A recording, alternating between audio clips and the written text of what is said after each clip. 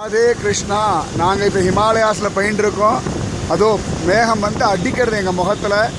என்னால் இந்த சில்னஸ் அனுப்ப முடியாது. ஆனால் அந்த வீடியோ மட்டும் பாருங்க. பகவானை பார்க்க போனோம்னா எவ்வளோ அவசரத்துக்கு ஐஷன் போவான்றதுக்கு ப்ரூஃப் இதுதான்.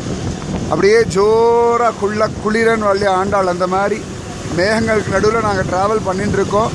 யமுனோத்ரி போயின்ட்டுருக்கோம். யமுனையுடைய உற்பத்தி ஸ்தலம். போகிற வழி இப்படி வாழ்க்கையில் ஒரு தடவையாவது கட்டாயம் இந்த ஹிமாலயன் ரேஞ்சுக்கு வாங்க. மைட்டி ஹிமாலயா, சேக்ரட் ஹிமாலயா, என்ன வேணால் சொல்லிட்டு போகலாம். அத்தனை விசேஷமாக இருக்குது இந்த ஹிமாலயாஸ்.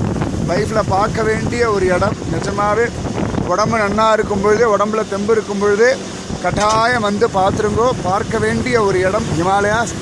இந்த இடத்துக்குள்ளே, எந்த காட்டுக்குள்ளே எந்த ரிஷி ஒழிஞ்சுட்டுருக்காரு எனக்கு தெரியாது. ஆனால் நிறைய ரிஷிகள், நிறைய சாதுக்கள் தவம் பண்ணிகிட்டே இருக்கா. தவோ பூமி, தேவ பூமி, துளி கூட சந்தேகமே வேண்டாம்.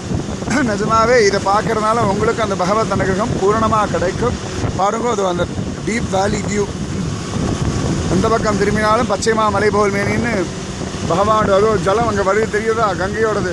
அப்படியே உருகி உருகி உருகி வந்துட்டு இருக்காங்க அழகா. அதோ தெரிகிறதா, அதோ அதோ அதோ அதோ இங்கேருந்தோ ஆரம்பிக்கிறது. ஆகாசம் தான் எல்லைன்ற மாதிரி போயின்னு இருக்கு இந்த மலைக்கு.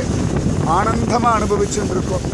ராதே கிருஷ்ணா, ராதே கிருஷ்ணா, ராதே கிருஷ்ணா, ராதே கிருஷ்ணா, ராதே கிருஷ்ணா, ராதே கிருஷ்ணா, ராதே கிருஷ்ணா, ராதே கிருஷ்ணா, ராதே கிருஷ்ணா, ராதே கிருஷ்ணா, ராதே கிருஷ்ணா, ராதே கிருஷ்ணா, ராதே கிருஷ்ணா, ராதே கிருஷ்ணா, ராதே கிருஷ்ணா, ராதே கிருஷ்ணா, ராதே கிருஷ்ணா, ராதே